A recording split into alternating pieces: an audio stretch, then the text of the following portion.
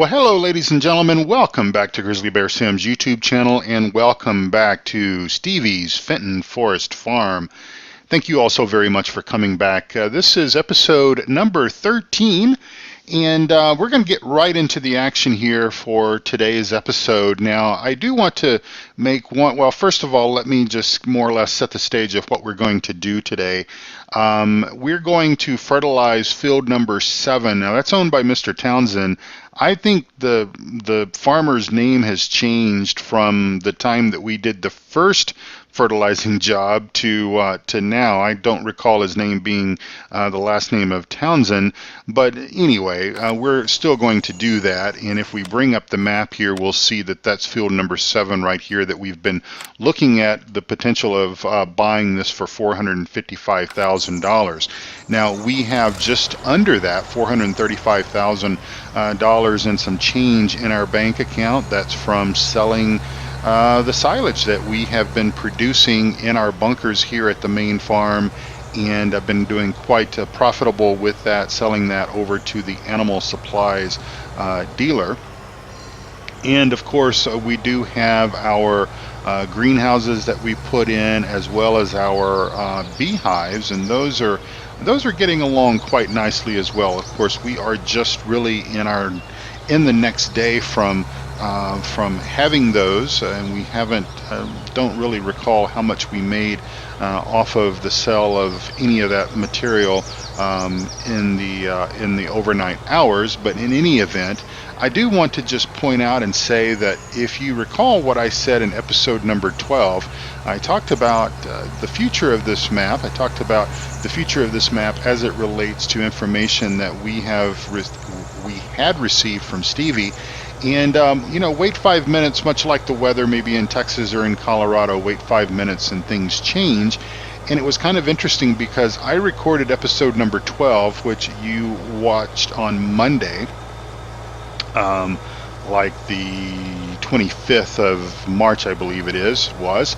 And lo and behold, I go to work on Friday morning, and actually even before I go to work on Friday morning, as I was sitting in my lazy boy, drinking my first dose of coffee, my first dose of caffeine, I saw a Facebook post that Stevie had made, basically stating that sometime this weekend, and this weekend being the 23rd and the 24th of March, he would be releasing an update to Fenton Forest Farm. And this would be an update that would be related to the 1.3 patch update for Farm Sim 19. And there would be some enhancements to Fenton Forest Farm and other things, I guess, fixes related to the patch and all that kind of stuff.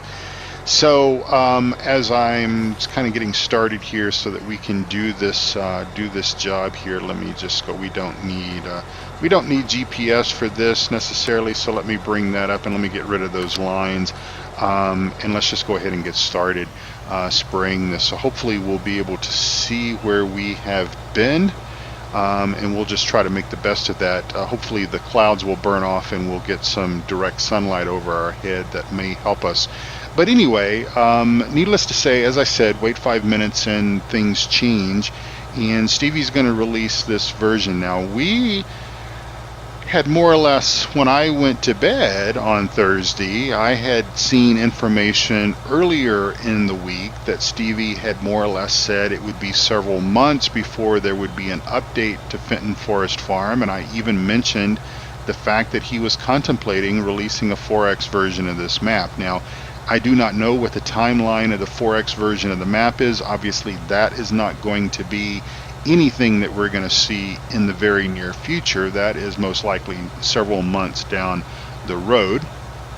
But I guess that based on the fact that there will be some new features, there'll be some fixes, although I don't really detect that there's any problems with the version of Fenton Forest that I'm running right now. I will think about it, look at it, weigh a few options, and right now I'm inclined to going ahead and taking that update, and it is going to require a new game save. Now, I know that is also contrary to what Stevie had said a few weeks ago when he released this version of the map, the public version of Fenton Forest Farm, that I moved to after the testing 2 version. He said that he would be releasing a version of Fenton Forest Farm for the patched 1.3 game of Farm Sim 19, and it would not require a new game save, a new game update, or whatever. But oh well, things change. You roll with the punches, and we will again just kind of see what it is. If I think, after looking at the changes to Fenton Forest Farm, if I think it's going to be something that we want to showcase here on this channel, if the changes are really truly spectacular and everything, then I'm inclined to going ahead and taking the update and doing whatever amount of work is required to kind of catch us back up. I don't know if I will per se get us all 100% caught up. Obviously, I'm probably going to attempt to try to bring the vehicle XML file over, which hopefully will bring the vehicles and everything that we currently have in this game save to the new game save. But I will most likely be cheating in the crops that we have already in the silo, the silage that we have in the silo, the grass and the hay and stuff like that, and that way I can kind of get quickly back into production, making out videos and everything, because it will possibly take me a little while over the weekend to get everything kind of reset. And really the weekend and maybe one evening a week is about all the time that I have right now to record episodes, and I am trying to keep a consistent 3 videos out a week for you all. That fits my schedule, and it's something I am enjoying doing. And it also gives me a little bit of time to do off-camera work, whatever is needed to kind of catch us up and bring us forward and everything. So we'll see how it all goes. I don't really want to make any commitments and everything right now. Obviously, it's possible that if this updated version comes out quickly, and I would say on Saturday, because again, I'm recording this episode on Friday evening. It's kind of late on Friday evening. If it comes out on Saturday, maybe even before I happen to wake up, considering that we're obviously behind UK time, and that's where Stevie lives, then it's possible that I will have some time on Saturday to kind of get the new version going and get us where I think that we can kind of continue the storyline. Obviously, what I would attempt to try to do, obviously off camera, is get our fields set the way that they are currently today. We've got wheat in fields number 1, we've got sugar beets in field number 2, oats in field 3 and 5, canola in field 10, and then who knows what crop this will be on this particular field. But I think one of the reasons why I'm recording this episode tonight, and I'm recording this episode of us doing this mission on this field, is that if for whatever reason, if I do take the new update, and like I said, there's probably a good 80 to 90% chance that I will be taking the update so that we can showcase the enhancements and everything, whatever those might be, that I would be at a position to where we would just go ahead and buy this particular field. Now we have $436,000 in the bank. As I said before, I'm not opposed to taking out a bank loan just so that we can get this field before the harvest gets before the crop gets harvested. That would be my concern, is that with the way that the game functions and everything, if I spend a whole lot of time doing off-camera stuff, it's possible that this particular farmer might go ahead and harvest this crop, and we would not have the ability to do that. And that's kind of how the storyline has went, is that we were basically going to do some work on this field for contract work, and then basically we arranged to buy the field just before the crop comes due to harvest. And I think this might be soybeans on this field. I guess we can just quickly check that and see. Yep, soybeans on this field. So I do not know, of course, if there will be soybeans on this field whenever we do the map change and all of that. Possibly there will be. If it's not, then I may not worry about that. We'll just harvest whatever crop happens to be on it. But was kind of hoping for soybeans. And also that would give us the opportunity to kind of leave this crop on soybeans, because obviously we don't have our soybeans planted on our 2 fields that we plan to plant with soybeans, simply because, well, one of the fields has wheat on it right now and the other field has canola. But I'm blabbing on about a lot of stuff that may or may not happen, because let's face it, Stevie might change his mind. He might have to change his mind due to problems that he runs into. It might be that he doesn't get the updated version out over the weekend that he's planning to get it out, and of course that would throw us a little bit longer in getting that taken care of. But obviously I think it will be in our best interest to do that, and we will obviously see how all that works out. So hope everyone is having a wonderful day. Hope you're having a wonderful week and everything. It has been a busy couple of weeks for me. The month of March has just really flown by. As I had spoke about in previous episodes, I'd been sick a couple of weeks ago, and then I had my annual wellness exam, or AKA, I suppose, physical, as it might be better known by. But my primary care doctor more or less calls it a wellness exam. And the kind of cool thing about it is that my insurance, and I've got really good insurance through my company, through United Healthcare. They basically cover annual wellness exams with no copay. So there's no out-of-pocket money whatsoever to basically get this done, and it's a pretty thorough examination. Of course, I am a man of a certain age. I'm up there at 52 years of age. Will be 53 in October. And it does include blood work, checking cholesterol, checking your blood sugar levels, and various functions and stuff that they can look at from your blood. Obviously, it includes a full blood pressure, temperature, all that kind of stuff, and then more or less a discussion with your primary care doctor about your relative health and things that you might be suffering from and what have you. And so as I had mentioned before, a few things came back as maybe not so perfect with me. My cholesterol has crept back up, not into the danger zone or anything like that, but it has come back up. And I don't know, I'm pretty sure I've talked about this before. I've probably shared my story about the fact that many years ago, probably a little over 5 years ago, I was quite heavy, much heavier than I am today. I'm just over 200 pounds as at the time that I'm recording this episode, and I'm 6 foot tall, just as kind of an indicator there. But I was near 250 probably about 5 or 6 years ago, and a little bit before that, I had been diagnosed with high cholesterol, very high cholesterol as a matter of fact, and I had a different primary care doctor about 10 years ago, and he really wasn't one to encourage diet and exercise. He was more the kind of guy that, if he thought that and maybe at that particular point in time in my life I was too busy to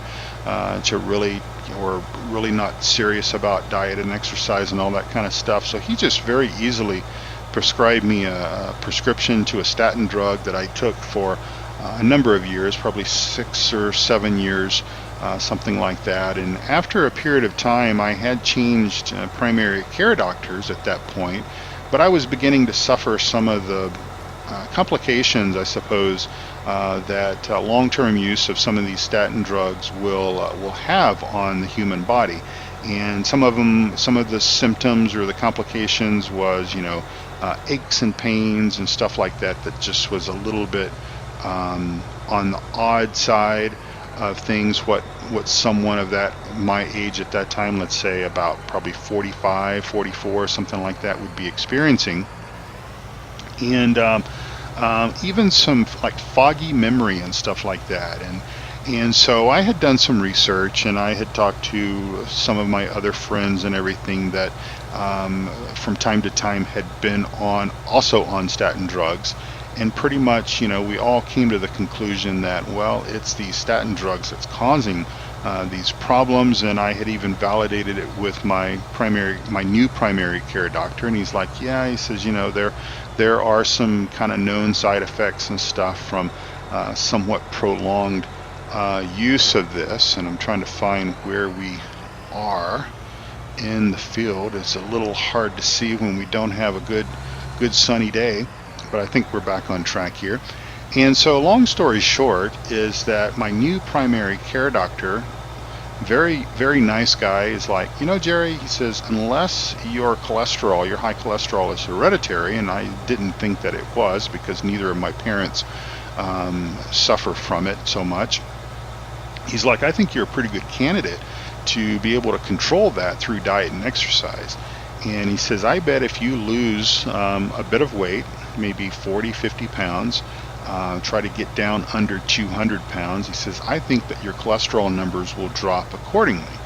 And so I stayed on the statins for about another 6 months or so as I kind of began my exercise and diet program, and finally got to a point to where that my cholesterol numbers were lowering enough naturally just through the progression of losing weight and continuing to stay active and everything, that he advised me to go ahead and stop the statins. And probably within, I'd say it probably took about 60 days for me to kind of get north of the side effects, where I was not having the aches and pains so much, and my memory was not as cloudy and foggy and everything as it had been, and I was really starting to feel good. And of course the exercise and just losing weight and everything made all the difference in the world as well. Because if you think about it, if you think that you might be, say for example, 50 pounds, or in my case I was probably closer to about 60 pounds overweight. I wasn't quite at 250, but very, very close. And but if you think about it, and you lose 25 pounds, if you were to think about taking a backpack and filling that backpack full of rocks, 25 pounds worth of rocks, and you carried that around every single day, everywhere you went, you could quickly sort of realize and appreciate the fact how that when you lose 25 pounds, that's a fairly significant load off of my ankles, my knees, my legs. My back began to feel much better, and of course my waistline was slimming down, and I was starting to feel better, and I had more energy, and I had more confidence and stuff like that. Self-esteem and all that kind of stuff works there with you. Well, again, kind of long story short, and I'll get this story wrapped up here in just a moment. But I worked very hard over a course of about 2 years or so, and managed to lose that weight, get to where I kind of wanted to be, and then whatever happened, life happened and everything, and more or less. I got a little bit complacent with the whole diet and exercise thing, and well, next thing I know, I'm starting to see that weight come back up. It started to creep back up, and one of the very first things that I noticed was that when I was real heavy, not only was I on statin drugs, but I was also on Nexium because I had acid reflux, quite severe actually, and it would often wake me up in the middle of the night, especially, was kind of the biggest symptom of that. And we're going to go ahead and take that contract, or accept that contract, and get our money. And we're at $452,000, so we're getting close. So anyway, when I lost all the weight, one of the very first, I was still taking the Nexium as I was exercising and everything. But my doctor was like, Jerry, he says, I think if you stop taking the Nexium, he says, I think you're not going to have any more problems with acid reflux. And man, I tell you what, he was right. He was right. I was able to basically quit the Nexium cold turkey. And when I did not have any adverse reactions. I did not have any acid reflux or heartburn or anything like that for quite some time. And so anyway, as I was saying, several years passed and I got complacent, I got lazy, I got to a point to where that I was no longer monitoring my activity levels and really counting calories and all that kind of stuff. And so I'm going to set up the GPS here for this because I did figure out what was my problem in the episode that we did last. And let's see, there's my A point. And we'll get up here and we'll set our B point. That's good enough, I think. And we'll back up. And we should be able to lock in. And it was my centering spring. I was right about that. So there we go. So we're all locked in and everything is good. So I should have listened to my body, and I think that I learned a lesson, and that lesson is to basically listen to your body. Your body's a pretty smart machine. And as I started getting closer and closer to 200 pounds, I started feeling the symptoms of that acid reflux again. And when I got north of 200, it really began to talk to me. So I've had to go back on the Nexium. So I should have listened. I should have took some action maybe before I kind of let things get out of control. But as I said, I'm working on it. I'm doing my exercise. I'm walking every day. I'm walking a minimum of 10,000 steps a day. That's just about 5 miles. And with that, with the pace that I walk and everything, I'm burning some calories. I'm able to watch my diet. I'm able to track my food and everything. And one of the things that I have began working on today, actually, and I will try to get this published out on my blog site pretty soon, probably within the next week or two, is more or less how I monitor my own calorie intake and calories burned and all that kind of stuff. And I'm not a doctor and I'm not a dietitian or anything like that. I'm just a normal guy. I'm just like you. And I think that maybe it might help some folks. I think that, especially those of us that have high stress kind of jobs where we don't do a lot of movement during the 9 to 5 or 8 to 5, or in my case sometimes 6 to 6 type days, we can, and especially gamers and stuff, we have this bad rap of being unhealthy and not moving a whole lot and everything. And I think that maybe there's some folks that I could inspire to do a little bit better, to stay in better shape, to get some exercise and make yourself feel better. And I personally believe that through diet, through exercise, if you're physically capable of doing that it certainly is a better thing for your life, and will certainly help you live a much better life, and obviously one